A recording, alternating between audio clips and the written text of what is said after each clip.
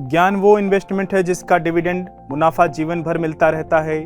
आपके पास यदि धन है तो वो चोरी हो सकता है, यही धन को यदि हम ज्ञान में बदलते हैं तो वो कभी चोरी नहीं हो सकता। शास्त्र का ज्ञान शस्त्र से अधिक शक्तिशाली एवं प्रभावशाली होता है। इतिहास गवाह है, एक राजा केवल अपनी शक्ति के बल पर वहीं तक पूजा जाता है जहां तक उसका साम्राज्य फैला होता है। वो केवल अपनी प्रजा का प्रिय होता है, किंतु अपने ज्ञान की कीर्ति फैलाने वाले Albert Einstein, William Shakespeare, Rabindranath Tagore सिर्फ अपनी जन्मभूमि में ही नहीं बल्कि पूरे विश्व में पूजे जाते हैं। संपूर्ण मानव जाति के लिए वो प्रेरणा स्रोत बनते हैं। इसलिए सीखते रहिए और ज्ञान का धनी व्यक्ति हमेशा ही सम्मान और आदर योग्य होता है, क्योंकि ज्ञान वो कवच शील्ड है जो आपको जीवन में आने वाली कठिनाइयों से आपकी रक्षा करेगा। फिर किसी भी शस्त्र की आपको आवश्यकता नहीं होगी। Dear students, never stop learning, learning never stop. दो चीजें इंसान जब सीख लेता है वो कभी भूलता नहीं। एक है तैरना, दूसरा है साइकिल चलाना। वर्षों बाद भी अगर आप इन क्रियाओं को करेंगे तो कभी भी इस बात की चिंता नहीं होगी कि आपको स्विमिंग करना या साइकिल चलाना याद है या नहीं। You will confidently do it. काश हम पढ़ाई भी इसी नजरिए के साथ करें, बिना इस बात की चिंता किए कि एंड रिजल्ट क्या होगा। वर्ष के अंत में जब हम परीक्षा में बैठेंगे तो कुछ याद रहेगा या नहीं, हम पास होंगे या नहीं, मेरा सिलेक्शन होगा या नहीं। प्यारे दोस्तों, आपकी शिक्षा के ये दिन आपको कुछ दिनों के लिए गंभीर जरूर बना सकते हैं, पर इस गंभीरता का फल आपको आपके आने वाले दिनों में उम्मीद से कहीं ज्यादा मिलेगा। When you will chase knowledge, number will always follow। Gurukul की प्रथा हमारी संस्कृति का हिस्सा है। ज्ञान प्राप्त करके राम मर्यादा पुरुषोत्तम बने और अर्जुन सर्वश्रेष्ठ योद्धा बने।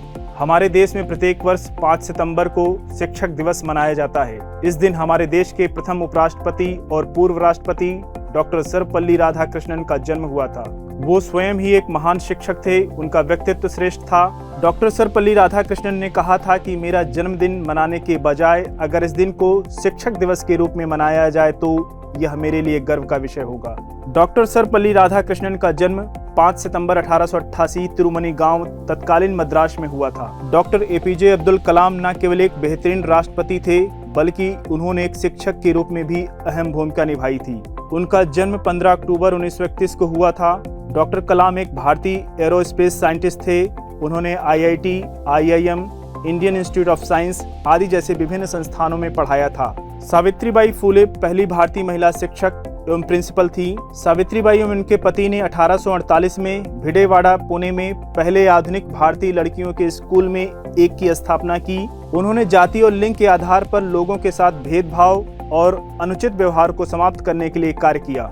मदन मोहन मालवीय जी ने अपना जीवन शिक्षक के रूप में प्रारंभ किया था। मालवीय जी की मान्यता थी कि विद्यार्थियों का चरित्र गठन शिक्षा का प्राथमिक लक्ष्य है। इनका जन्म प्रयागराज में 25 दिसंबर 1861 को हुआ था। शिक्षा के माध्यम से वह राष्ट्रीय चेतना का एकीकरण और नवनिर्माण करना चाहते थे। वह स्त्री शिक्षा के माध्यम से आने वाली भावी पीढ़ियों की संततियों का इस प्रकार निर्माण चाहते थे जो प्राचीन भारतीय संस्कृति तथा आधुनिक वैज्ञानिक ज्ञान से युक्त हो। हिंदी साहित्य के क्षेत्र की एक महान हस्ती महादेवी वर्मा, जिनका जन्म 26 मार्च 1907 को हुआ था। महादेवी वर्मा प्रसिद्ध कवयित्री, निबंधकार और लघु कथाकार थीं। छायावादी काल के दौरान साहित्य में इनके योगदान ने उन्हें हिंदी साहित्य के 4 प्रमुख स्तंभों में स्थान दिलाया। अक्सर उन्हें आधुनिक मीरा के रूप में संदर्भित किया जाता है। प्रख्यात कवि निराला द्वारा उन्हें हिंदी साहित्य के विशाल मंदिर में सरस्वती के रूप में सराहा गया। मौलाना अबुल कलाम आजाद ने 15 अगस्त 1947 से 2 फरवरी 1958 तक शिक्षा मंत्री के रूप में देश की सेवा की।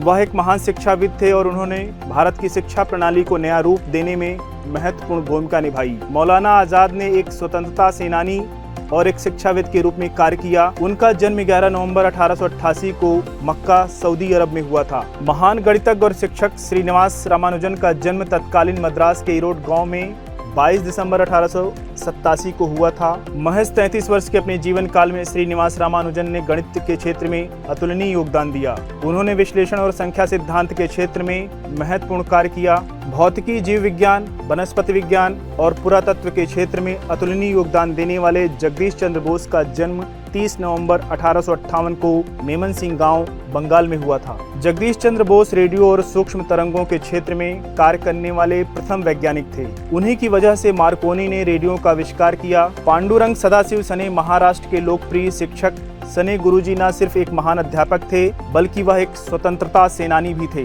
उन्होंने विद्यार्थी नाम से एक पत्रिका की शुरुआत की। यह पत्रिका उस समय खूब लोकप्रिय थी। भारतीय गणितज्ञ और भौतिक शास्त्री सत्येंद्र नाथ बोस का जन्म 1 जनवरी सन 1894 को तत्कालीन कलकत्ता में हुआ था। उन्होंने भौतिक शास्त्र में 2 अणु माने जाने वाले बोसोन और फर्मियान की खोज की। दुनिया भर में गॉड पार्टिकल हिग्स बोसोन के जनक के नाम से प्रसिद्ध बोस ने विज्ञान के क्षेत्र में अहम भूमिका निभाई।